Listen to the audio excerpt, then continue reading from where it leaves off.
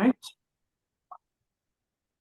Well, great. Hello and welcome, everyone. I know we're having some people join us. This is was a last minute webinar session of Ask T3 that we decided to put together to talk about the big news today. And so we're going to give people just a minute or two to kind of spool into our channel.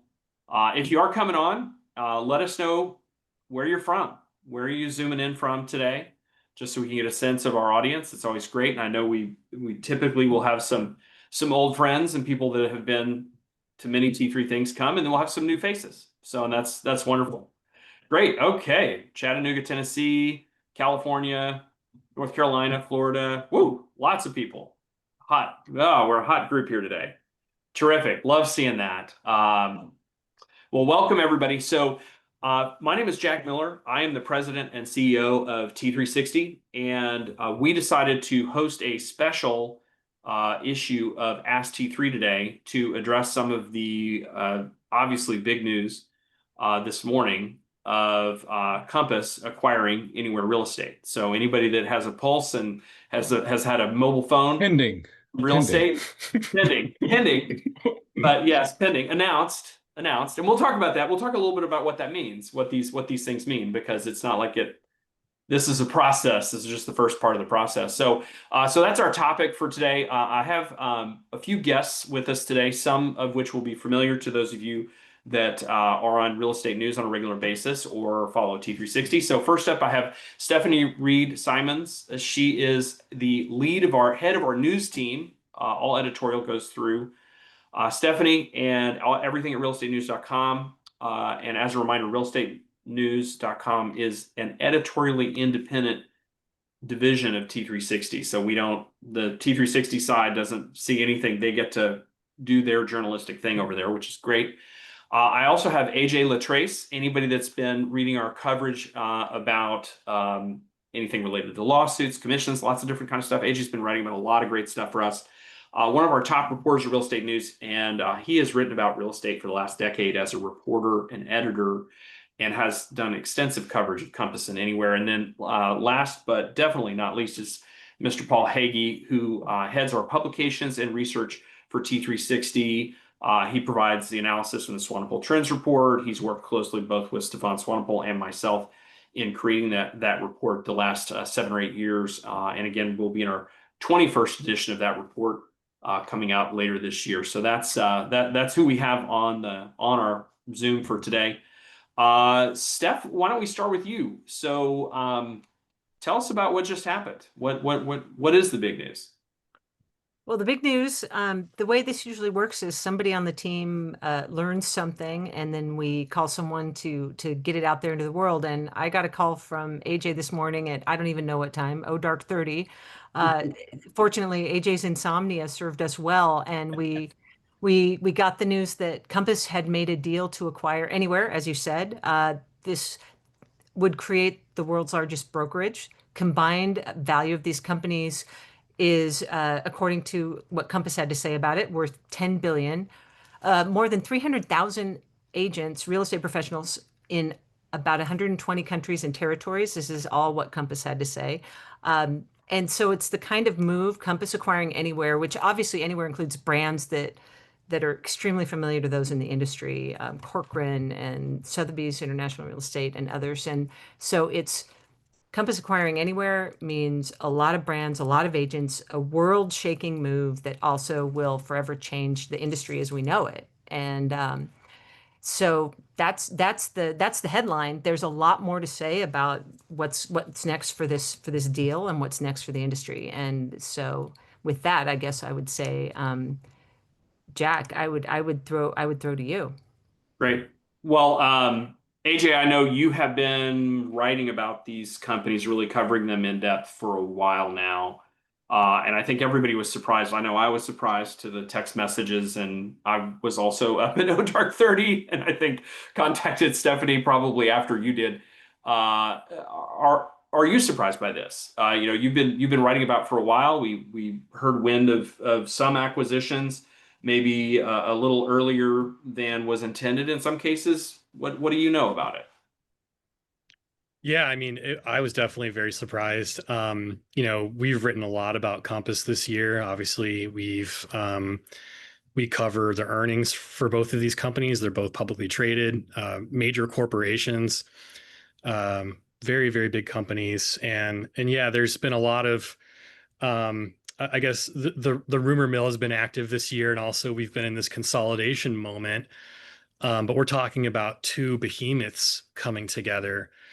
And I guess for me, some of my initial impressions that immediately stood out, especially covering earnings and understanding the brokerage strategy, is Anywhere has talked a lot about Ryan Schneider, the CEO has talked a lot about luxury and how strong the luxury performance has been. Obviously, that's Compass's bread and butter. Compass is very dominant in the major cities and major metros. And so, yeah, now we're looking at a sort of combined brokerage corporation that would just absolutely dominate certain markets. And I think that's, the other part of the big news here. Yeah, So I I think must that. say Oh, go ahead, that Paul. Jump on it. Jack, you and I have been talking about it a while, and we're writing about this in this wonderful trends report coming out. I'm surprised, but I'm not, because we've been seeing the traditional brokerage model in particular become a thinner and thinner margin business. And we've been seeing, especially at scale, uh, brokerages become more efficient and more valuable. And Encompass here has been really aggressive over the years.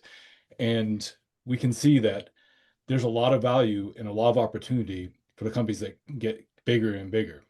So I must say that's, we've been watching this. Like, you and I have even discussed, like, what's next? What's next among the big companies? And we think maybe others in the top 10 Yeah. Well, could be and I think that's available. the natural, like this is just the announcement. So the announcements happened. There's a lot more that happens after the announcement. Obviously, the announcement is almost like a statement of intent or, maybe an engagement, right? So Steph, tell us about what does the rest of this process look like? What have you learned about it? sure. Yeah. What happened today is Travis Kelce on a knee in front of Taylor Swift, right? Like everybody's excited. It seems like this is going to happen, but there's things that have to happen before that goes through. So shareholders need to approve transactions like this. Presumably, the large shareholders are on board usually in big before announcements like this are made. Um, there are SEC filings that need to be made. There are financial commitments that appear to be lined up. Compass has apparently lined up, I think, $750 million in financing from Morgan Stanley, and it's got like a whole plan to pay down debt and all of that kind of stuff. But the big thing that's interesting is the regulatory approvals.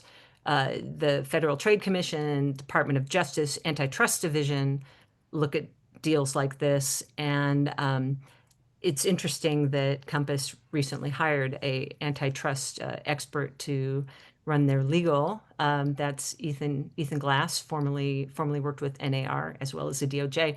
But Jack, I would ask you, deals like this are it's big, obviously, but like I think it'd be useful for you from the T3 perspective. You all have been measuring, studying these entities for a long time. What does this union mean? Is it as big as Travis Kelce and Taylor Swift? That's really, I think, the Yeah, Jack, oh, I, it's a I great actually have some Q&A. numbers. Yeah. So yeah, Paul, I was gonna ask Paul, can you share some okay. numbers I, with I us actually to give have people some some numbers. I did context? some math of combined, and this is just the brokerage side, not the enterprise, which includes the franchise brands. The brokerage side combined, these would have over 13% or approximately 13% market share on our national basis of sales volume.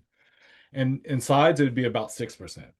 So this is the number one brokerage acquiring the second largest brokerage. But not only that, I'll remind you, it's Anywhere Real Estate is the largest enterprise, and that includes brokerage and franchise brands, and it's the largest in the nation. And Compass has just become an enterprise with its acquisition of That World and Christie's International Real Estate. So this is really a behemoth we haven't really seen before in real estate. Yeah, in the combined space, and I'll comment on your comment there, Paul, about the size. So in the enterprise, if you include the franchises, Anywhere is number one, and Compass was number four. So Anywhere is like about a half 535 billion in sales last year, including all their franchisees, whereas Compass was 254 billion. So it is number 4 acquiring number 1 in the total, enterprise if you roll up all the franchisees and include them and count them together. We do both at realestatealmanac.com. So we look at both the company-owned stores and also at all of the franchisees And together. it's important to note, Compass becomes, if this goes through, the largest real estate franchisor.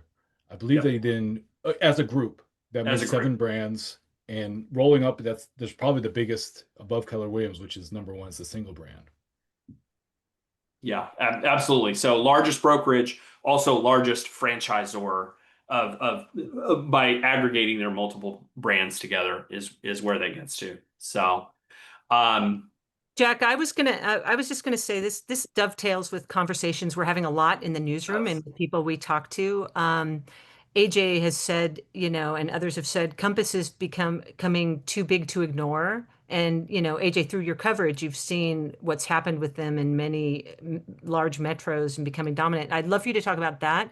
And then let's talk about what it means when someone becomes that big. Because Compass has flexed, right? Yeah, Compass that's a great out there being big. That's a great question. So, Paul shared stats that are national, that are aggregated across the entire country. But if you go into particular markets, there are markets now where a singular entity via its franchise brands and company-owned operations are going to be anywhere from 20 to 40% of the market. There's some markets like the Bay Area, it may be even well above 50%, where 50% of that market may be controlled through, the top level parent. And this meaningfully changes the exclusive listing strategy that they have aggressively. It does, and I know, it does. AJ, you've been covering this. We've been looking at it very closely.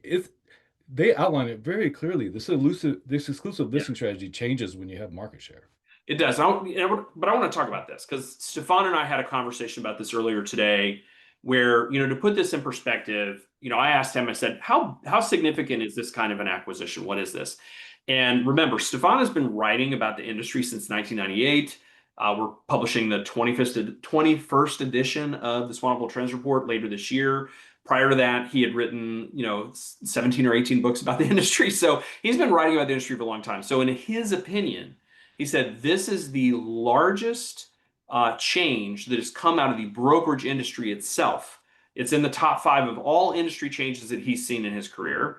The other ones that are maybe bigger, maybe more impactful, things like, the portals, things like the internet, things like the lawsuits last year. Those we might say might be bigger changes because they really do impact everyone in an even basis. But coming purely from the brokerage side of the industry, this may be the biggest change this is the biggest change that he's seen in his career. Definitely in the top 5 changes. So it's big.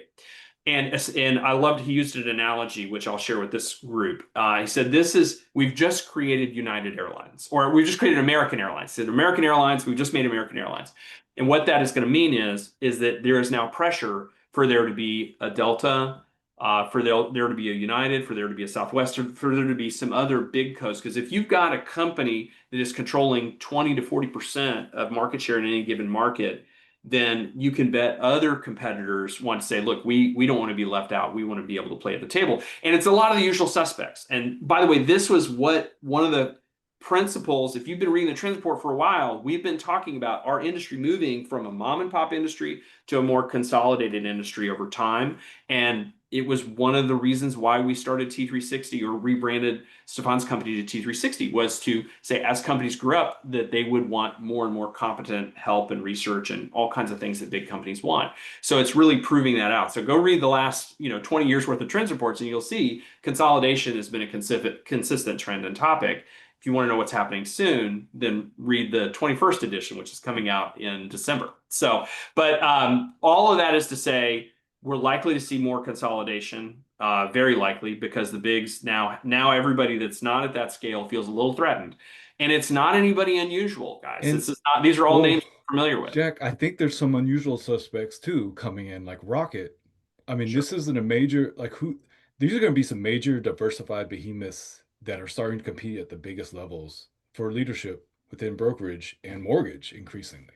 Yeah. The big players, and these again, if you track the industry, Stone Point, with their acquisition of Keller Williams. They're here. Rocket's here with the acquisition of Redfin. Berkshire Hathaway is in the game and big enough. They have a checkbook. They can write big checks. And then all of these companies that are kind of swirling around right now. I mean, Remax, EXP, Real, LPT, Aperture, Epic Real Estate. Like there are a lot of companies out there that, fall in that large, they're large brands or they're growing fast. And it wouldn't surprise us that we have this same Zoom again in another 6 or 9 months and are talking about other acquisitions in this space. So that's it. Now that goes, so Paul, you asked about the private listing networks. So the other conversation that Stefan and I had was, he said, you know what? When you get companies this big, they can change rules. They can change big rules in the industry, because if you have just imagine you're in a market that's 20 or 30% market share controlled by essentially one entity. If you want to change the rules, you can. And you can also force people to come and ask you for permission. Really well, the private listing strategy, they lay out really clearly in their earnings calls, Compass. Right. And that's a huge game changer here. I mean, office exclusives are not new, as you all know. The 3-phase marketing strategy is fairly new. That's about a year old. This is Compass's marketing strategy, where it starts off as an office exclusive, goes to coming soon, and then goes to the open market. And this is something that the company has really emphasized, really sort of retooled their brokerage strategy, some of their tech tools, some of their client facing dashboards. And so, when we're looking at Compass, which previously already had big market share in cities like Chicago, New York, DC, San Francisco, and, using inventory competitively, that could certainly, there's been discussion, and obviously, Jack, I know you've talked quite a bit about this, about what that means to the mom and pops, what that means to the indies. Do they have to sort of join the winning team, if you will, to stay viable in their business? And what this means to the National Association of Realtors, and what this means to other major players that Compass has perhaps butted up against in its desires to operate the way they want to operate. Yeah, I mean, it's a really good question. What does this mean? What does this mean to the average, listener, watcher on this Zoom who maybe isn't with any of these brands? If you're running an independent company or with another brand, what does it mean? And, the next year, they're going to be figuring out this acquisition. It has to get regulatory approval. It's got to go through all the steps, right? So from a day-to-day perspective, probably not a lot. I mean, you guys keep selling real estate, keep showing up at listing appointments, go fight, win, go sell a house. Like, I think that all stays true probably for now and for next year. That's what it's going to take. And then it's going to take a while for the companies at this size to merge and scale together. What I think about, if I've operated a real estate brokerage before and sold real estate and was part of a national franchisor before. So I think about the broker owner or that practitioner. And we at T360 on our consulting side, we think about this all the time, about what does the landscape look like in 2027 or 2028, right? And so if I'm a broker owner or if I'm running a sales team, I start to think about what does the world look like when there is this one very large company, maybe some other very large companies that also merge that are around me. And I start to think about what my plan is, because you will need a plan if you're in an environment where these giants are being created. And that's part of why we created T360, to help people navigate the future and look a little ahead. And by the way, broker owners, if you haven't done a 360 business review in a while, you should come and talk to us and we can help you think about that. Just a soft plug there. I think there's an important point that relates to this, is that we've talked about consolidation versus acquisitions, and as we study, it's like there's also significant organic growth with the platforms we call the national brokerage platforms like Real and EXP. These are they're happening, acquisitions and by these fold-ins of large brokerages and teams at these companies that have the models to support them, which is really a fascinating part, which is part of your evaluative strategy, I imagine, over the next couple of years. Like, how do you grow and scale and become more efficient? Yeah, we're going to be broker owners are going to be competing with the scale that some of these companies will have and the efficiencies they're able to deliver, right? And to be seen, I mean, they have to go do it, right? They have to go out there and produce those efficiencies. They have to create whatever that is. They have to build the tech platform that can link everything together. They have to do those things. So that work is in progress or remains to be done. But you will be competing against companies that are able to do that scale. They can negotiate deal. I mean, if you've got this kind of volume under your roof, 100,000 agents just in the company-owned stores, right? You're going to be able, and just in the US, that you're going to be able to negotiate some things that smaller companies can't negotiate. So that's part of what I think about as a broker owner. How do I compete with behemoths? How do I compete with giants and maintain my value proposition? Well, there's one Even competitor. especially if they do things like keep the inventory off the MLS, like how do I still compete in that environment? That's a real question. But also, Well, there's a number of years. Go ahead. I was going to say, so I would love to hear Jack and Paul, two of you with the long view. What does it mean if the industry starts losing its independence? What is it, the independent players like that, the smaller guys? What does it mean if it's an industry that's all big fish, right? I'd love to hear like what you think I have an initial take, Jack. Like I think it's we've heard the term raise the bar for years. I really think the traditional and the smaller they will continue to thrive, but the operations, the leadership, and the management will have to be very, very high level for it to achieve. And Jack, I know you see this all the time. And when we talk to people and we're interviewing brokerages, the ones that are excelling are the ones that have exceptional leadership and are helping their agents really grow and operate at the highest level. And then I was going to just say one other thing so two things. One thing that was mentioned in the news today is AI. Not surprisingly, everybody's talking about AI, and so Compass is a tech-focused brokerage. That's big for them. But something that wasn't mentioned that I think AJ, I'd love for you to just say a little bit more about is the private exclusiveness of it all. I think there is a little more to be said about that. I think. Yeah, I think that's one of the most fascinating parts of this beat and covering these companies and covering Compass, and this idea of trying to understand what private exclusives are about, or the three-phase marketing strategy. Like, what is it ultimately about? And Compass executives will say it's about seller choice. We want to make sure sellers have a choice. Ultimately, they're in control. Some of the agents I've spoken with recently sort of look at the bifurcation of the industry and look at Zillow and Compass as sort of, we have these two camps now when it comes to the private exclusives, and also just data and control of data. And so ultimately, if this merger goes through, which the timeline would be the second half of next year, not only is it a major brokerage player, lots of transactions, huge revenue, but control of the data. And then that's certainly something that could be leveraged against Zillow or in Compass's efforts to sort of compete and fight back against Zillow. Yeah, I think the data advantages are meaningful when you have, if you're in a market and you control 30-40% of the listings in a market, even if it's under different brands, but all brands under your one roof, they're all running on the same data platform. You not only get the benefit of control of the listings, you get the benefit of the insight. You get the benefit of having collected all that data together first within your four walls, in terms of in a big data lake or however they end up doing it.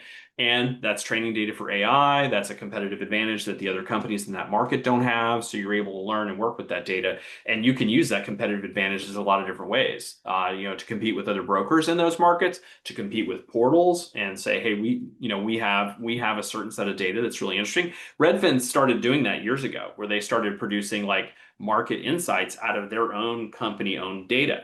And you could argue they weren't big enough, but they were producing insights. They could tell people this is a really hot property. We know it because we operate a high traffic portal, and we can tell by the number of people going to it that this is a property of greater interest to the market. And so it's those kinds of insights that, as these companies do get through their merger and then figure out whether there's a lot of steps in this. It's not going to happen overnight, but it is going to happen because it's part of why you would do it. I mean, part of why you would put these companies. Just one more thing too on related to this is obviously we don't know what the regulators are going to say, but I think one thing that would be interesting for us to learn more about is to speak to sort of the more consumer focused or consumer advocate groups and experts.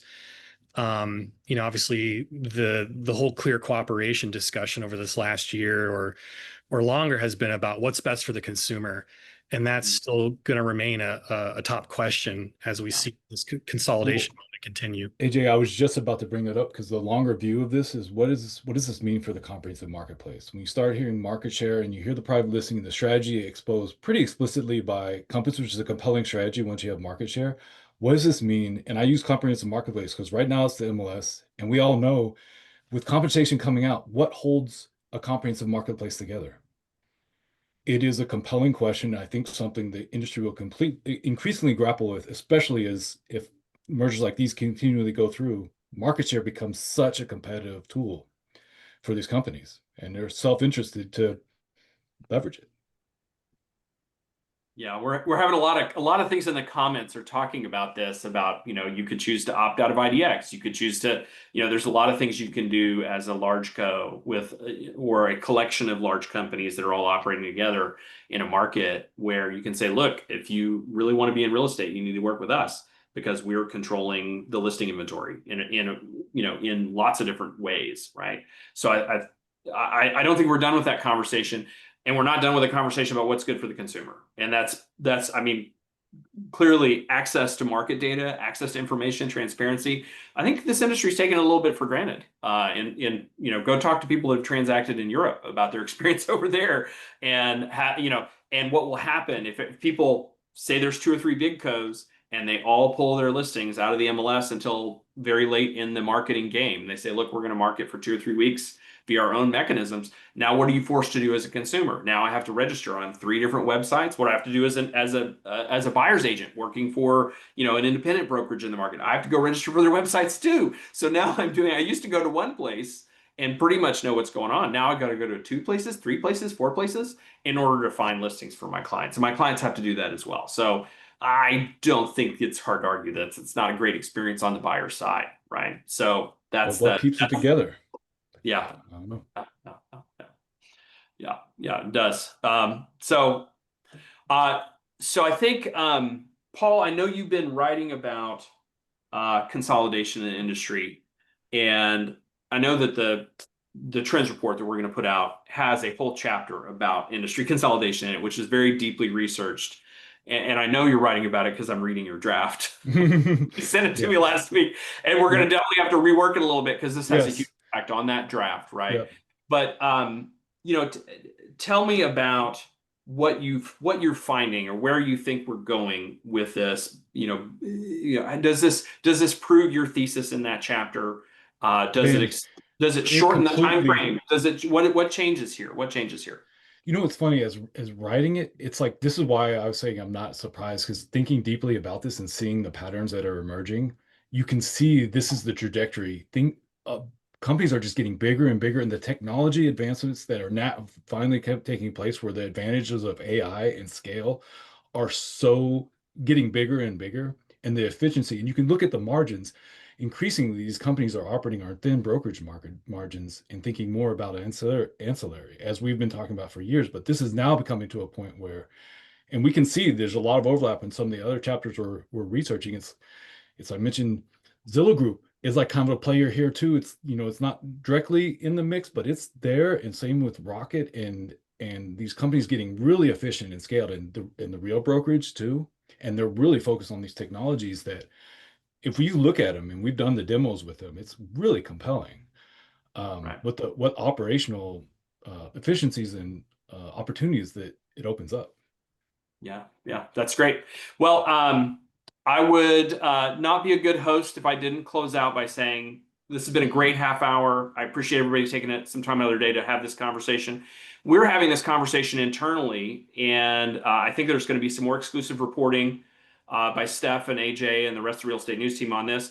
But also, we were already writing about this. We've been writing about this for a while in our trends report. If you haven't picked up a trends report in a while, now's the year to get one. So go get a copy of it because Paul's already done a deep dive on this. We've already got a lot of background and research about these consolidation trends and why they're happening, what it's going to mean structurally, what it's going to mean to your P&L, how it's going to impact the agent experience and the consumer experience. We think it's when we came up and said, hey, we're going to write a topic about big consolidation earlier this year, we didn't know this announcement was going to happen. But of course it happens, and it just confirms that this is the trend that we thought it was, and it is continuing. So pick up a copy of the Swanepoel Trends Report in its 21st edition. And then we will turn it back over to our regularly scheduled Ask T3. We're working on some great hosts coming up soon. So stay plugged into AskT3.com and into T360 socials and real estate news. We've got more coming. Thank you for taking some time out of your day. And don't worry, nothing's changing overnight. Go sell a house. Go help one of your agents sell a house. We still have a lot of work that we can be doing every day that's valuable, and all this stuff is just for perspective and figuring out what your plan is long term. So do great work, and there will always be work for you. Thank you for coming. Appreciate the time, and we'll talk to you guys on the next Ask T3.